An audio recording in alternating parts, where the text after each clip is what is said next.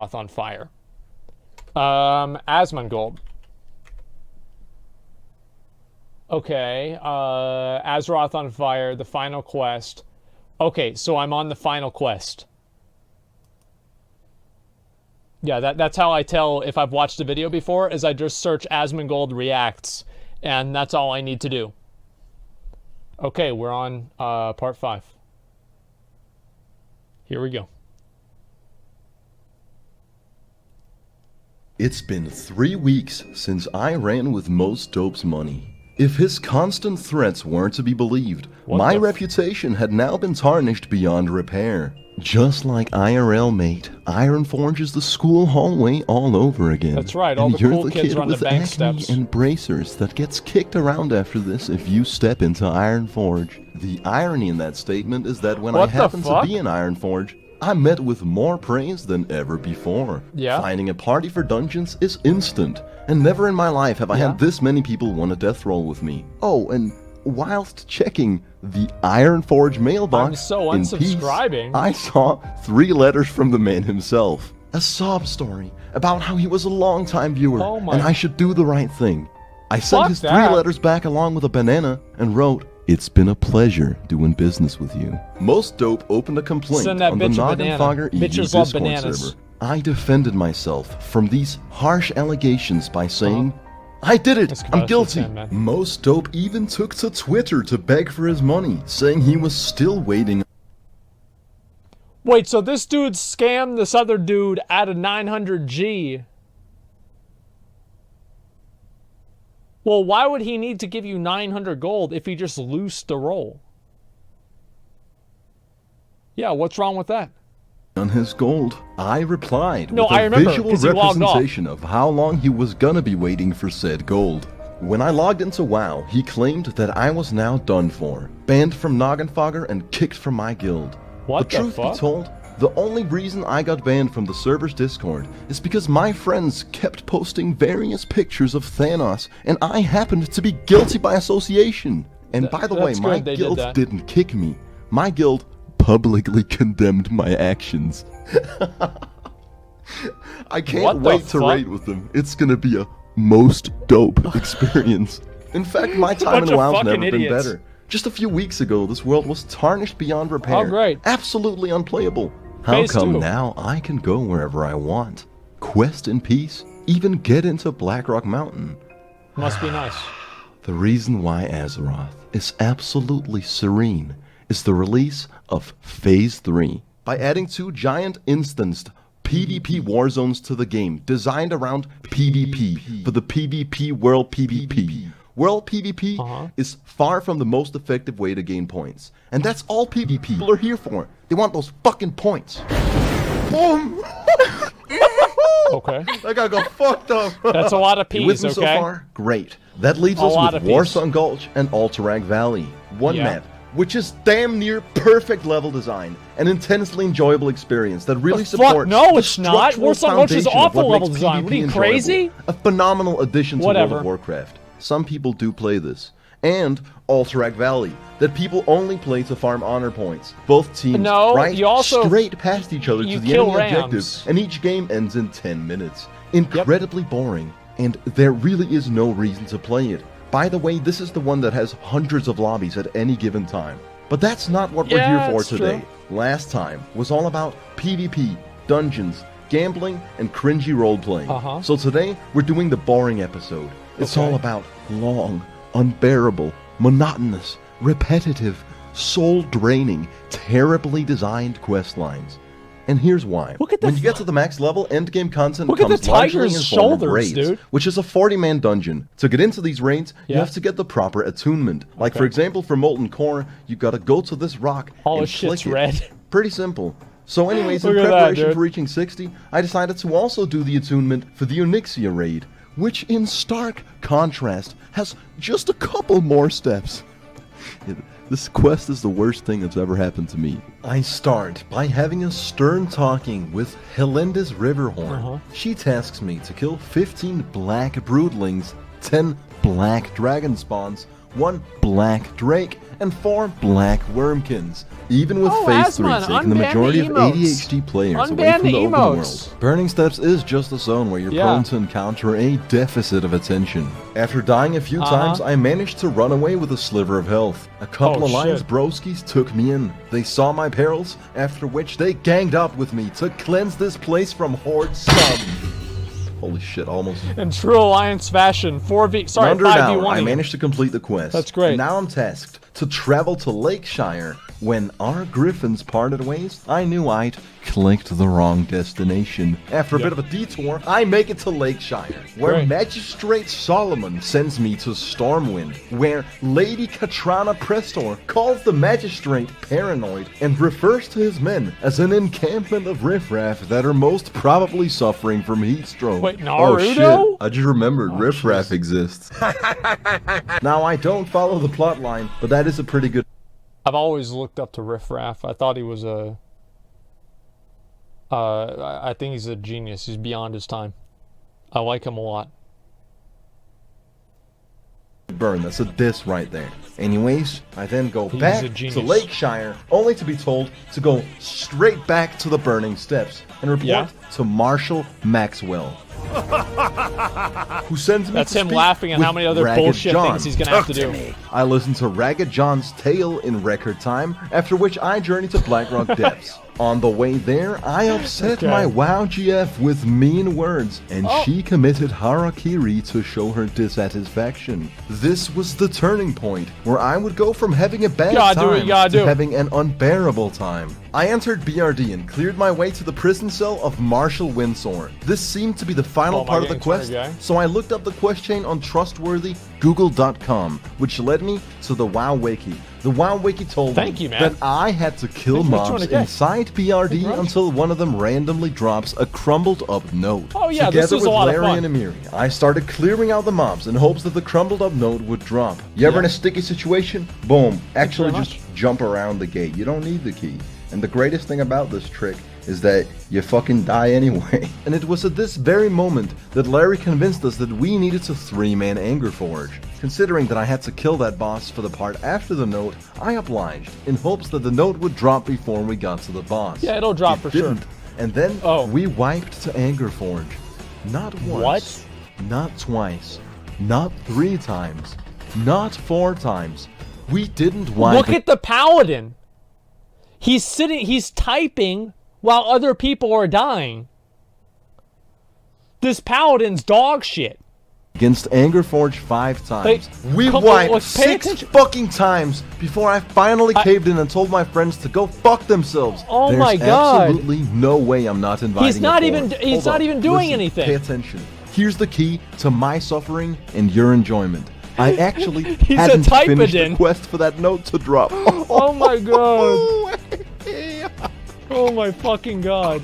So I resurrected the spirit healer, fly to the Burning Steps, now we know we're really getting the classic experience. Marshall Maxwell, and return to finally kill General Angerforge. Not before drowning in the lava and walking a moderate distance though. And of course Hand of Justice didn't drop. It's a fucking 4% drop chance, Larry. So we basically did all that just for the bonding experience. Ah, man, this is what I love about classic WoW, man. He's the healer. It's just a meaningful journey. Anyways, as the sun literally rises, I go kill slaves until the note drops. How do you guys die? The note!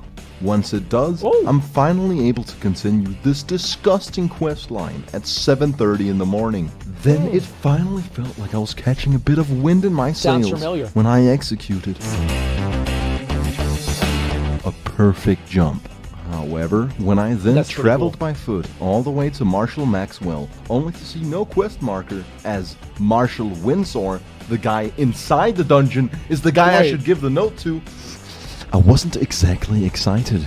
So I go all the way back inside the dungeon, hand the man the note, and get the quest, A Shred of Hope, tasking me to kill Angerforge and Lord Golem. So I get a squad together, we skank our way through Blackrock Depths, kill the 2 bosses for the quest. I hand in the quest items to Marshall Windsor, which activates, hands down, the longest escort mission in Azeroth. When I say it literally took half an hour, I mean it literally took half an hour of just... You know what my favorite part about that was? Wiping 25 minutes into it. Now you got to do the whole fucking thing again. I just want to say, how the fuck did Tryhard get unbanned? How'd this happen? Well, I just as it is. You know, how's this happen? It just shows up again. It's a glitch? Ah, fuck it. Who cares? Walking this dude from one pack of mobs to the next. Once we were finally done with an experience that I consider a pure detriment to my existence, now we're about halfway through the Onyxia attunement. So we yet again go conversate with Marshall Maxwell, who sends us to the gates of Stormwind to talk to Reginald Windsor. And this guy, of course, activated the quest right before I got there. So then I had to just walk around Stormwind and just wait. Just wait. I was starting to get a little bit irritated at this point. So anyways, I wait till he's done with the quest. Oh, God, and then I start working with this Remember we were trying to layer hop to get around that shit? Not just does he reveal that Lady Katrana was actually Onyxia in disguise the whole time. Lady he also comes Prester. with an escort mission. No, man. Yes! Except he's actually an unbeatable god, and you're the one being escorted. That's a bit of a saving grace. After very slowly RP walking throughout the entire city of Stormwind, we reach the throne room, trade me more where gold, Onyxia's everybody. true form is revealed. Come Big reveal. Meet me over here. Whoa. Trade me gold. She summons 10 Dragonkin Death Guards and vanishes into thin air. The tricky part of this quest is standing back and not even helping a little bit. If you help, you'll get killed in fucking one dead. hit. There If you it is. stand back, Reginald Windsor will take care of business. Yep. After a long, hard-fought battle, I spoke to High Lord Bolvar, who gave me a fragment of the dragon's eye, and asks me to seek out a dragon named Haley, who's disguised as a human in Winterspring. So, on the other side of the world. How convenient. Whoa! I travel to Winterspring trying to get that playtime. and use the power of the internet to find out that I don't want to go through the manifestation of tedium, and that I can actually skip the death caves if I make this extremely hard jump, which will actually let you get to Haley without doing the death caves. Thank you. Unless you are unfathomably 40K. stupid, so unbearably lame-brained that you would step on the portal to the death caves. Yeah, imagine That's being one of the that classic stupid, blunders. dude. There's no it way actually he'd do... teleports you into the caves of death, where you'll die. Oh. Just go back in the portal. Forced to reset the spirit healer, I'm greeted by the no, friendly horde players of Winterspring. They said to me, "No, you nice weren't." res Cygnus fool with body language. However, Phase 2 had me more than accustomed to the stale corpse walking, which is pretty much half the game sometimes. Whatever. So I made it back to the annoying jump, avoided the incantation circle, and spoke to Haley, who sadly informs me that I'm not done yet. I'd have to kill the final boss of Upper Blackrock Spire. So I go to the town of Winterspring to buy the schematics for the thorium tube, go back to Ironforge and use gambling proceeds to level my engineering to 300. I then procured 24 mithril bars, 4 hearts of fire, 6 true silver bars, 2 star rubies, 2 gold bars, and 2 gallons of goblin rocket fuel. What the fuck? I hired a blacksmith to use 10 of the mithril bars, 2 true silver bars, and 2 gold bars to craft me 2 inlaid mithril cylinders. With all these items together, I crafted the mithril mechanical dragonling. I then spent the fuck do you need that for? Sum of money to acquire the schematics for the Arcanite dragonling. What the fuck is that for? I would go on to procure 6 rugged leather, 6 lesser eternal essences, and 30 this dream seems like a dust, waste of time. which an enchanter used to bless me with 6 enchanted leather and 10 enchanted thorium bars. After which I crafted 6 thorium widgets and purchased 4 gold power cores. In total, I'd easily estimate that these materials set me back over 200 gold, and that's without factoring in the cost of leveling my engineering. Now I'm only missing the final ingredient.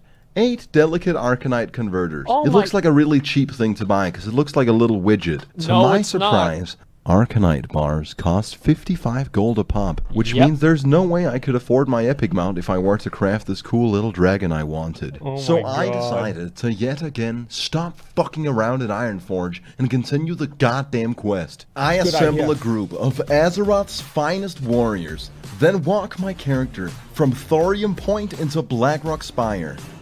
No, seriously, the whole way. Oh my god. Once we enter the dungeon, I actually felt menacing vibrations surrounding me, and I knew I was in for a bad time. Our first wipe was on this pole. At first I wasn't exactly sure why we died. You see, I focus on the important stuff. Set my character to follow someone else and go roll a cup of tea. Once we try again, I find out the hard way that these mobs have knockback. And also, don't step on the eggs. We clear out the gauntlet. Blizzard thought it'd be fun to make players wait an unreasonable 2 minutes in between each pack of easily beatable trash mobs before we finally get to kill Rend Blackhand, let's see if the carapace drops. Nothing useful, and we really just waited 15 minutes for the bonding experience. Next up, we kill the Beast, who drops the Blademaster leggings. Some nice leather pants that are incredible for rogue players. I need them for my collection of items that I'm never actually going to wear unless I roll one very specific spec where they might be useful, which I won't. I have that same thing. Then we wiped against a trash mob. I did the exact same thing. Set my character to follow and go take a shit. After dropping King Kong's finger, we wipe to the same group of trash mobs and repeat the process. Jesus Christ. Except I didn't take a shit this time, because I had already on the bridge in front of the final room with the final boss. We yet again all get decimated by a pack of trash mobs. I'm starting to see a pattern here, and I'm ever so slightly concerned about our ability to actually kill the boss. Yet I remain hopeful and vigilant. Put yourself in my shoes. I can't wait to see how they're going to handle kiting the ads, dude. And General Dracasath. The last foe remaining for you to be done with the Onyxia questline. You put on your mind control helmet because you want to be certain that the mobs don't wipe your party once more. When you intersect with the brainwaves of thy enemy, you realize his mind is simply too strong, and in a terrible turn of fate, you get mind controlled by him. Now you join Onyxia's army and decide to live out the rest of your days as a dragon. Unfortunately, mere seconds later, the astrally projected hallucinogenic brainwaves wear off, and your soft, tender, I'm a dragon now. Warm, gentle, night-elf soul is immediately detected by the ruthless monster surrounding you, leaving you torn to shreds immediately. That's great. Once we finally stand before General Dracasath, we properly execute the fight by having one player leash the boss whilst everyone else takes care of the smaller mobs. Then General Dracasath violated our party without even losing half his health. I was actually the lone survivor. Is this what playing Classic is like for some people? This little crevice, and I would go on to escape the crevice and use my goblin jumper cables to resurrect our priest. Is this what it's like? Go on to resurrect our whole party, and then no they wonder wouldn't people have to think walk Classic all the is way. hard. And actually, of course, that's not true. What? Oh, he fell down to LBRS. So again, we try. And again, we wipe, making this a 2+ hour long UBRS run. While Manon leaves, and our weak-willed party gives up. So I did what any reasonable, strong-willed individual would given my circumstances. I stopped roping and started coping. I played Warsong Gulch for 2 hours, and then I took just under 2 hours to complete Motherlode Goldium, a nostalgic game from my childhood. At 1 a.m., I finally felt clean from my last dungeon experience and went for round 2. This is how I can tell I'm gonna have a good time in World of Warcraft. If there's one single guy from my guild in my party, I know I'm in good company. Surrounded by iron-willed Azeroth commandos, fucking guerrilla soldiers of the Alliance. We cleared our way to Pyrogard Emberseer with streamlined proficiency, and he drops the True Strike Shoulders, the pre-raid best in slot shoulders with a 10% drop rate. That's the good one. Juicy shit. However, I've used up all my lucky rolls on death rolling, and my 5 simply won't cut it. Although the redemption to this run came shortly thereafter, when we killed Rend and he dropped Blackhand's Doomsong. You don't need to roll higher than 2 he doesn't have polearms in the trained. party who's so underleveled that it's actually an upgrade. Anyways, the rest of the dungeon was a fucking breeze, and I truly think this is how you're supposed to experience the game. When you're in a guild that's not trash, and you play with the people that aren't trash, this 15-year-old game actually becomes semi-playable. We take out General Drakaseth, and I return to Winterspring, do the Satan jump, and finally finish the Onyxia questline by forging the Drakefire Amulet, which will in the future give us access to the Onyxia raid. Not today though. I told you, this is the boring episode. So 2 levels away from 60, I decided to undertake yet another unbearable, repetitive, he didn't even know what the flask was. Terrible quest.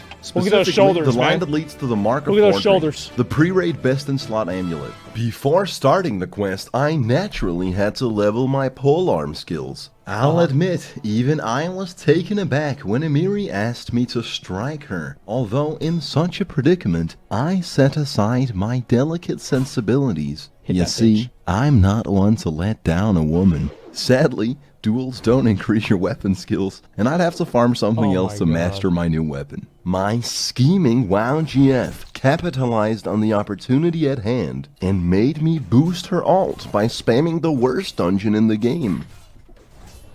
I'm getting rinsed here. After mastering my new weapon, I began the 3 pre-quests. I journeyed to the Eastern Plague Lands, and Tyrion Fordring tasks me to kill 30 plague bats, 30 various hounds, and procure 15 slabs of carrion worm meat. An hour later, I got the privilege to even begin the actual questline. Redemption. Listen to Tyrion Fordring's tale. My hair's I'm ready to hear your tale, Tyrion. Thank you, Tyrion. That is terrible. I will, Tyrion. Done. Simple enough. So far, so good. I don't think he read the This quest moral hero of the Alliance asks me to go dig up a grave. A grave which is located a moderate distance from our current location. I do it, no questions asked.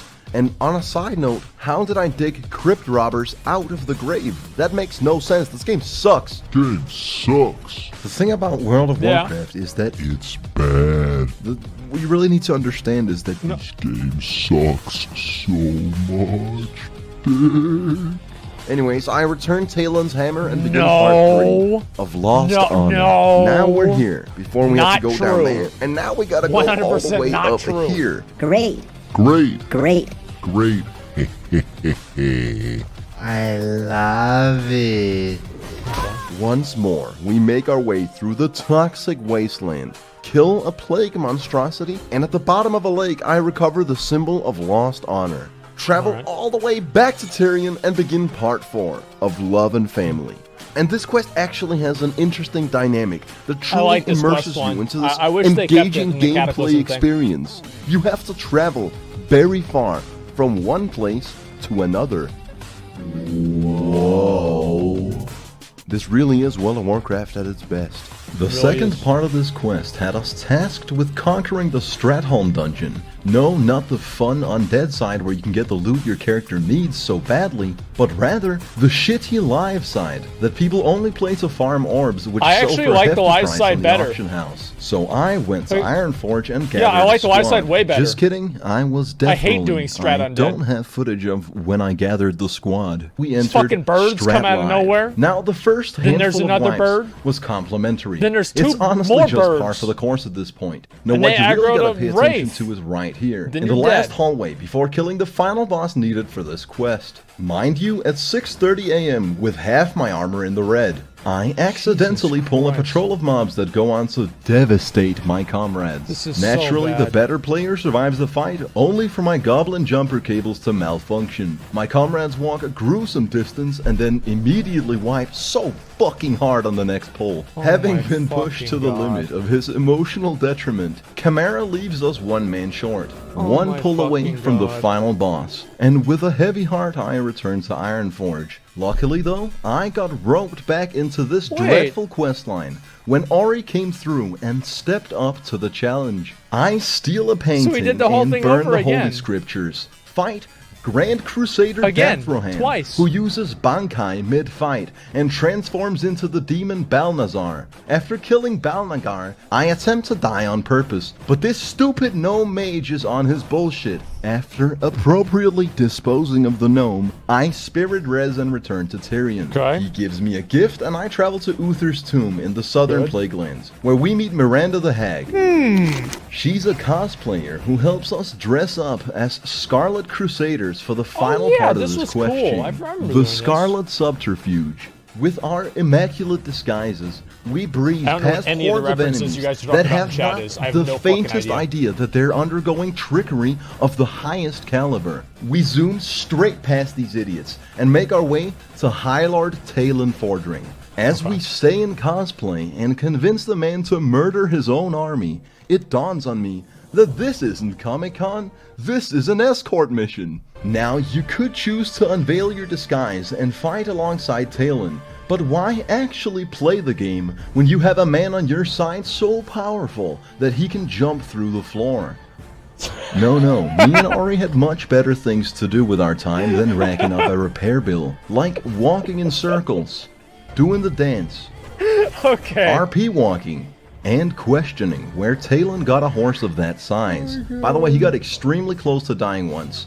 You're probably supposed to help him. After RP walking for 20 minutes, Talon Fordring finally arrives at his destination, where he fights some trash mobs and somehow dies in one hit for no reason. Then you literally have to wait about 5 minutes for Tyrion to arrive. As we pass 8 AM, I finally complete the quest line to receive the Mark of Fordring, an absolutely fantastic amulet. I'll have you know that in 2 weeks of my life, I completed 2 quests in World of Warcraft, and I unironically think I live a pretty fulfilling life. Quest a week. Now you're sitting there in your chair, slumped over, with brain fog, a smelly t-shirt, and a big Adam's apple. Practically a zombie at this point. And I ask you, where's your fucking sense of urgency? Fix your goddamn posture. Sit up straight like an adult. Just fucking grow up already. Look at the level. Look at it. Look at my XP. Can't you see that I'm about to ascend? Wasn't it obvious? I lied all along and played you all like a goddamn fiddle. So you're gonna hit 60? Strung you up like a fucking violin. This isn't the boring episode.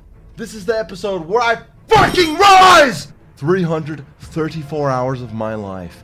Pain, blood, sweat, and tears. Discovering this beautiful world, including its ugly side. Dungeons at 4 AM. Gnomes. ADHD rogue players.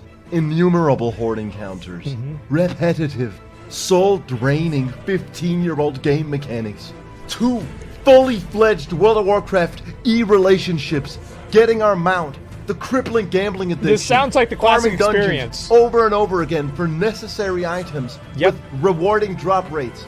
Getting the Whirlwind Axe, albeit morally abrupt. Oh my god. Clicking my abilities. Joining a guild. Paying Compound his own money to farm Hand of Justice. Leveling engineering to 300. Scamming that sucker for all he had. God, I have so many fucking treasured memories in this game. I told you to sit up straight, but that's not gonna cut it, soldier. I'm gonna need you to take a stand. I'm not kidding. This is to the viewer. Stand up right now. December 15th, 2019. I don't want to get it. On this day, a legend of Azeroth is born.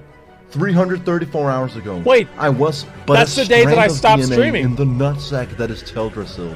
With no real 9-to-5 that's the day I stopped streaming. and what the absolutely fuck? very little responsibility, I've taken you all along my journey to become a full-fledged fucking primate, an Azeroth commando soldier, a fucking hero of the Alliance. Yeah. What did I say? I'm quick on my feet, vicious. Some would even go so far as to call me nimble.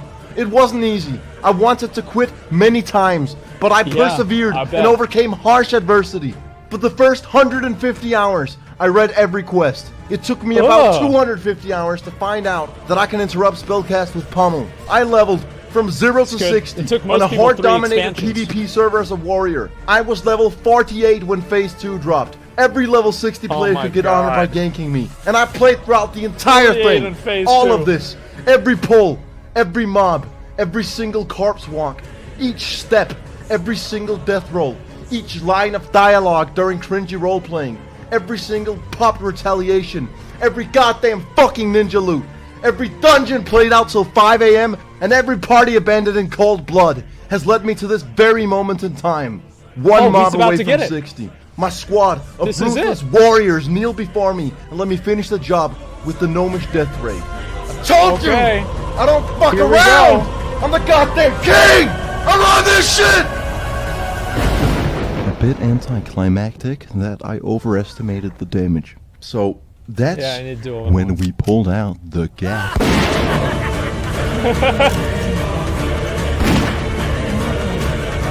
Okay. There it is, dude. There it is. Brilliant! And yeah, reaching level 60 was actually super anticlimactic. The only immediate difference was that I was now no longer granted dopamine points for playing the game. The run went kinda shitty, and we wiped several times and the bow didn't drop. But you have to realize, the ecstasy of reaching level 60 actually comes about half an hour later at a certain vendor in Darnassus. I trade my 800 gold for the Swift Frost Saber. Alright. There it is. He's a 100% Andy. This guy's serious. And then one morning, I caught a certain individual logging into Ironforge and appropriately informed him that riding my new mount was a most dope experience. With his fucking money, dude. With his fucking money. Okay, you know what? That actually was really good. I feel like I've missed so many fucking videos. It's like there's like 20 videos I need to watch. This is insane. Oh my god. I will watch the next